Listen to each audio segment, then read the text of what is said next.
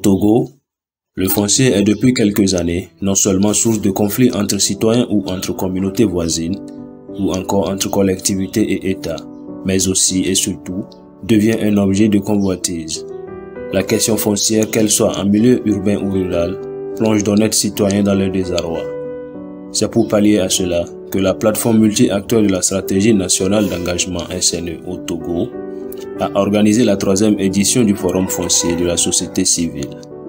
Cette rencontre avec pour objectif de contribuer à l'effort du gouvernement dans le processus de réforme foncière engagé pour une gouvernance foncière qui prenne en charge les besoins des populations qui vivent de la terre. Spécifiquement, il a été question de renforcer la capacité des participants sur certaines thématiques liées à la gouvernance foncière, d'amener les participants à comprendre les enjeux du foncier à l'heure de la décentralisation au Togo et à proposer un plan d'action 2022-2025 de mise en œuvre du code foncier et domanial, de mobiliser les partenaires techniques et financiers autour du plan d'action élaboré par les différents acteurs de la plateforme, d'améliorer la gouvernance de la plateforme SNE Togo. Et la stratégie nationale d'engagement qui est généralement appelée SNE Togo a fait un petit parcours et donc est intervenu aux côtés du gouvernement dans tout le processus d'élaboration et d'adoption de la loi qui aujourd'hui gère le foncier au Togo. En plus de ça, nous avons essayé de nous approcher au milieu rural avec cette loi en la traduisant sous forme de boîte à images. Nous passons par ce canal pour que ces populations s'approprient cette loi afin de faciliter la mise en œuvre sur le terrain.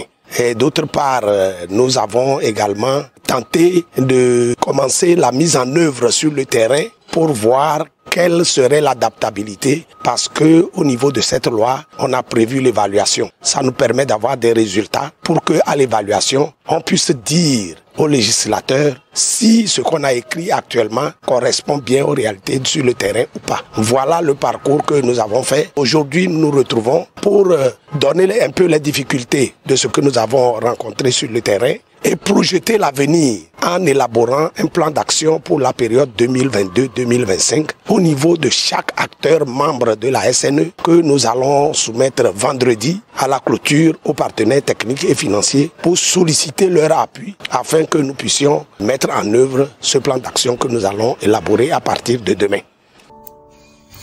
Ce forum a réuni une soixantaine de personnes de différents secteurs, surtout impliquées dans le foncier à l'hôtel Fopadex d'Agoé, à Lomé, du 23 au 25 juin 2021.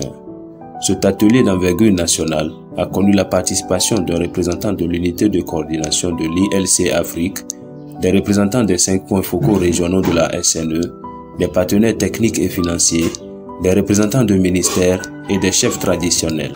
Le problème foncier, c'est le mal de l'heure et c'est le défi à relever si nous voulons que le développement du pays se fasse sur bonne base. Tout développement se fait à partir de la terre. C'est à partir de la terre que tout part. Et c'est pourquoi il y a de ce conflit à mesure que la population augmente. Nous, chefs traditionnels, nous devons nous battre pour que le défi soit relevé. Nous sommes à la 3e édition de la société civile sur le foncier. En temps aussi, il y avait eu l'atelier national sur le foncier qui a permis de mettre en place le code foncier et domanial. Maintenant, nous devons, nous les chefs traditionnels, nous battre aux côtés du gouvernement, du chef de l'État, pour que ce code foncier soit appliqué. Mais ce ne serait pas aussi facile. Mais nous ne devons pas courber les chines. Nous devons nous battre. Parce qu'après tout, c'est les chefs traditionnels qui travaillent beaucoup plus sur le foncier. Nous devons nous battre pour que les conflits diminuent. Les conflits ne peuvent pas disparaître du jour au lendemain. Donc, en conclusion, nous, les chefs traditionnels, nous avons à aider le gouvernement pour relever ce défi. Les activités du forum ont été marquées par des travaux en session plénière et des travaux en groupe. 4 communications ont été passées au cours de ce forum et 3 groupes de travail ont été constitués afin d'élaborer un draft de plan d'action.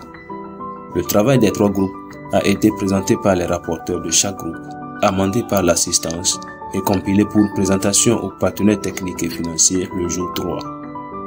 Le dernier jour de ce forum a été meublé par la présentation du plan d'action quinquennal de la SNE Togo, le panel des partenaires techniques et financiers, la lecture de la déclaration du forum de la société civile à l'issue de cette rencontre La remise de colliers symboliques aux facilitateurs de la SNE au Togo par les chefs traditionnels en guise de reconnaissance pour son effort.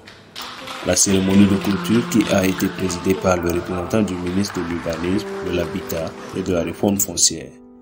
L'élection des nouveaux membres du Comité national de pilotage de la SNE Togo, suivi du mot du nouveau président du Comité national de pilotage, M. Toleba Komla, du ministère de l'Environnement et des Ressources forestières. Cette rencontre a eu lieu grâce aux appuis financiers de l'International Land Coalition ILC et de la Red Plus Togo. Les 3 jours de la rencontre ont été modérés par Mme Claire Quenom de l'ONG Floraison et facilités par M. Frédéric Tinadia de l'ONG ADHD, encore facilitateur de la SNE Togo.